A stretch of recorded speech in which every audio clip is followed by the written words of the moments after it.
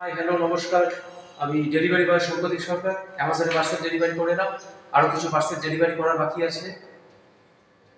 তো আমি আজকে অ্যামাজনকে বলবো, আপনারা হোলিতে ছুটি দিবেন না, কোনো অসুবিধা নেই, পার্সেল ডেলিভারি করবো। আপনারা পুজোতে ছুটি দিবেন না, কোনো অসুবিধা নেই, পার্সেল ডেলিভারি করবো। আপনারা কোনো অনুষ্ঠানে ছুটি দিবেন না, সেটাও কোনো আপত্তি নেই, অবশ্যই ডেলিভারি করবো, পার্সেল ডেলিভারি করবো।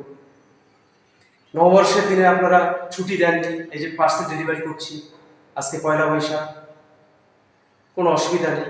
কিন্তু ভোটের দিন যদি আপনারা ছুটি না দেন, তাহলে সংবিধান অনুযায়ী আপনাদের কি করা উচিত? এরকম কিছু কিছু কোম্পানিদের প্রধানমন্ত্রী ভোট, আমি একজন ইন্ডিয়ান, আমি একজন ভারতবাসী, আর আমি একজন ভোটার, অবশ্যই আমার কিন্তু ভোট দেওয়ার অধিকার আছে।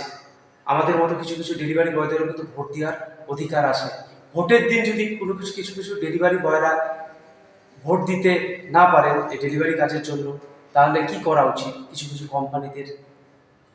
আমি বলবো না, তো কিছু কিছু ডেলিভারি বয়দেরকে বলছি, অবশ্যই এটা নিয়ে প্রতিবাদ করা উচিত। ভোটের দিন প্রধানমন্ত্রী ভোট, কারণ আমরা ভারতবাসী, অবশ্যই ভোট দেওয়া দরকার। প্রধানমন্ত্রী গঠন, অবশ্যই ভোট দেওয়া দরকার।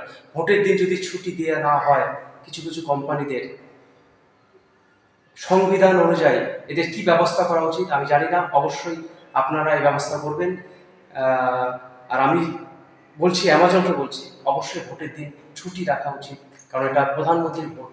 তো আমি ডেলিভারি বয় সম্প্রদীপ সরকার, আমার ভিডিও ভালো লাগবে অবশ্যই লাইক শেয়ার